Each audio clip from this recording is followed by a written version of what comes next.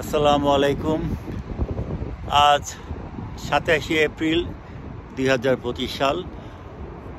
বাংলাদেশ এবং সমসাময়িক রাজনীতি নিয়ে দুটি কথা বলার জন্য আবারও আপনাদের সামনে হাজির হয়েছি। আপনারা জানেন যে বাংলাদেশে এখন একটি বিষয় নিয়ে যথেষ্ট বিতর্ক চলছে, সেটা হচ্ছে যে নির্বাচন। বিএনপি বলছে দ্রুত নির্বাচন করার জন্য, চাচ্ছে দ্রুত নির্বাচন, এবং ক্ষমতাসীন অন্তর্বর্তীকালীন সরকারের পক্ষে ইতিমধ্যে জনমত তৈরি করা হচ্ছে যাতে নির্বাচন পিছিয়ে দেওয়া হয়। 2-4-5 বছর ইউনূস সাহেব দেশ পরিচালনা করতে সক্ষম হন এবং তাদের ভাষ্য দেশ সুন্দর সুষ্ঠুভাবে চলছে, কাজে এটাকে অব্যাহত রাখার পক্ষেও অনেক যুক্তি তুলে ধরা হচ্ছে। কিন্তু প্রশ্ন দাঁড়াচ্ছে, তাহলে কি বাংলাদেশে বিরাজনীতিকরণ হয়ে যাবে? বাংলাদেশে কি জনপ্রিয়তার ভিত্তিতে রাজনৈতিক সিদ্ধান্ত হবে? তাহলে শেখ হাসিনা যে দাবি করেন যে অনেক সুষ্ঠুভাবে তিনি দেশ পরিচালনা করেছেন, দেশে উন্নতি করছেন এবং বিরোধী দলের নির্বাচনের দাবিকে তিনি উপেক্ষা করতেন। আমার মনে আছে যে যুক্তরাষ্ট্র আওয়ামী লীগের প্রেসিডেন্ট বক্তব্যে বলেছেন যে নির্বাচন একটা অহেতুক ঝামেলা এবং ব্যয়বহুল, 20 বছর পর পর নির্বাচন করা হোক।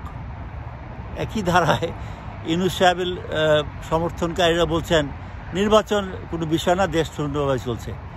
তাহলে তো পাকিস্তানিরাও বলবে যে আইয়ুব খানের আমলে দেশে এত উন্নয়নের জোয়ার ছিল, এই শেখ মুজিব দেশটাকে ধ্বংস করেছে নির্বাচনের কথা বলে। তাহলে গণতন্ত্র কি আমরা বিসর্জন দেব?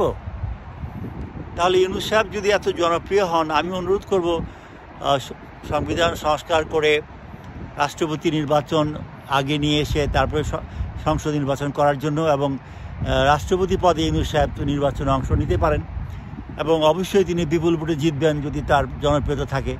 তাহলে ক্ষতি কী? যে বিএনপি বা অন্যান্য জামাত, জাতীয় পার্টি বা অন্যান্য দল যদি মনে করে যে তারা প্রেসিডেন্ট প্রার্থী দিবে, তারা দিবে। অনেক কথা মনে পড়ে, অনেক বছর আগে প্রেসিডেন্ট জিয়া রহমান যখন প্রেসিডেন্ট দাঁড়িয়েছিলেন রাষ্ট্রপতি পদে হানা ভোটের পরে, তার প্রতিপক্ষ ছিলেন মুক্তিযুদ্ধের সর্বাধিনায়ক জেনারেল উসমানী। প্রেসিডেন্ট জিয়ার ইলেকশনের পোস্টারটা কিন্তু ছাপা হয়েছিল জাতীয়তাবাদী ফ্রন্ট মনোনীত প্রার্থী হিসাবে, কারণ বিএনপি তখন তৈরি হয়নি 1978। আর সেই পোস্টারে কিন্তু আমার নাম লেখা ছিল, আনিসুজ্জামান খোকন কর্তৃক প্রচারিত। পোস্টারটি আমার কাছে আছে। 79-এ কিন্তু বিএনপির জন্ম এবং সেই সংসদে আমি সর্বকনিষ্ঠ সদস্য ছিলাম। তো জিনিসটা হলো, প্রেসিডেন্ট জিয়া বিপুল জনপ্রিয় ছিলেন এবং নির্বাচনে জয়লাভ করেছেন। তিনি ইচ্ছা করলে সামরিক শাসন দিয়ে দেশ চালাতে পারতেন। তো আমার প্রশ্নটা এই জন্য আসতেছে যে নির্বাচনের কোনো বিকল্প গণতান্ত্রিক দেশে আছে বলে আমার জানা নাই।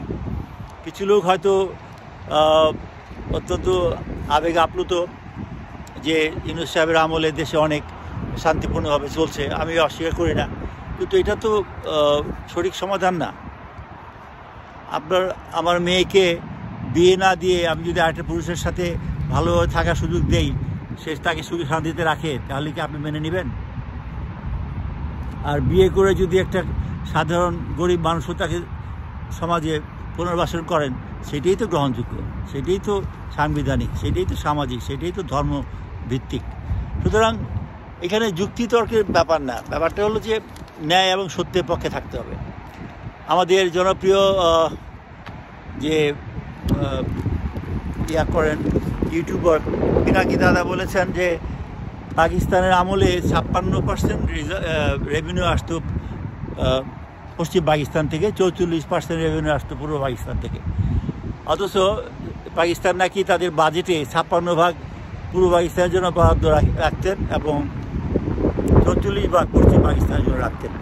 সুতরাং পূর্ব পাকিস্তানের মানুষের স্বাধীনতার যে স্পৃহা বা বক্তব্য অযৌক্তিকের মতো উনি প্রমাণ করার চেষ্টা করেছেন। পিনাকি দাদাকে আমি অত্যন্ত শ্রদ্ধা করি, অত্যন্ত জ্ঞানী মানুষ, এবং তার এই পাকিস্তান প্রীতিটা আমার কাছে ভালো লাগে নাই। তিনি আমাদের জাতির জনক বঙ্গবন্ধুকে অনেক সমালোচনা করেন, সমালোচনা করাই যায়, কিন্তু তাকে সোহরাওয়ার্দীর বডিগার্ড বলাটা কোটি কোটি বঙ্গবন্ধুর সমর্থকদের হৃদয়ে খুবই ক্ষতির সৃষ্টি করে। আমি সংসদে ছিলাম, সংসদেও আমাদের যখন কথা বলতাম তখন আমরা সবসময় ভাষা এবং শব্দচয়নে অত্যন্ত যত্নবান থাকতাম। আমি আশা করি পিনাকি দাদা অত্যন্ত জ্ঞানী লোক হয়ে এইভাবে কারো বিরুদ্ধে বিশুদ্ধার করা থেকে বিরত থাকবেন এবং তার বক্তব্য আমি খুবই সম্মানের সাথে স্মরণ করি। নির্বাচনের ব্যাপারে আমি বললাম, এখন প্রশ্নটা আসছে যে বাংলাদেশ পূর্ব পাকিস্তান থেকে বিচ্ছিন্ন একটা নতুন রাষ্ট্র। এখন সেই পাকিস্তান, পশ্চিম পাকিস্তান যেটা আজকের পাকিস্তান, সেটার সাথে ভারতের সম্পর্ক খুবই খারাপ। কিছুদিন আগে কাশ্মীরে যে একটা হত্যাকাণ্ড হয়েছে, ট্যুরিস্টদের হত্যা করা হয়েছে, এই ব্যাপারে আমি দেখতেছি যে পাকিস্তান এবং ভারতের সম্পর্কের তলানিতে এসে দাঁড়িয়েছে। ইন্ডাস ভ্যালির পানির স্রোত, পানির প্রবাহ ভারত বন্ধ করে দিয়েছে। পাকিস্তানের আকাশে ভারতের বিমান চলাচল বন্ধ হয়ে যাচ্ছে। বাংলাদেশ ট্রান্সশিপমেন্ট অধিকার হারিয়েছে ভারতে, এবং ভারতের বিরুদ্ধেও পূর্ব বাংলাদেশ আজকে বিভিন্ন ধরনের অর্থনৈতিক অবরোধ সৃষ্টি করার চেষ্টা করছে। সর্বকিছু মিলে মনে হচ্ছে যেন আমরা একটা ভয়াবহ জটিলতার দিকে এগিয়ে যাচ্ছি। আমি আশা করব বাংলাদেশের জাতীয় স্বার্থে, বাংলাদেশের গরিব জনগণের স্বার্থে আমরা যেন এই ভৌগোলিক কনফ্লিক্ট থেকে দূরে থাকি। আমাদের দেশে গরিব মানুষকে নিয়ে আমরা সুখে শান্তিতে থাকার চেষ্টা করি। আমরা অহেতুক পাকিস্তান ভারতের রাজনীতিতে জড়িয়ে দেশের স্বার্থ বিঘ্নিত হোক, আমি এটা চাই না। অন্তর্বর্তীকালীন ইউনূস সরকার একটা সাময়িক সময়ের জন্য এসেছেন। আজকেও আসিফ নজরুল সাহেব বলেছেন যে ডিসেম্বর না হলেও জুনের মধ্যে, মানে আর্লিয়েস্ট পসিবল টাইমে তারা করার চেষ্টা করবেন, হয়তো মার্চে বা এপ্রিলও করতে পারেন। যাই হোক, আলটিমেটলি নির্বাচন তাকে দিতেই হবে, নির্বাচনের কোনো বিকল্প নাই। সুতরাং এই স্বল্পকালীন সময়ের জনপ্রিয় সরকার হিসাবেও তাদের এরকম কোনো জটিল রাজনৈতিক সংকটের সৃষ্টি করা উচিত হবে না, যাতে দেশের মানে দীর্ঘস্থায়ী ক্ষতি সাধিত হয়।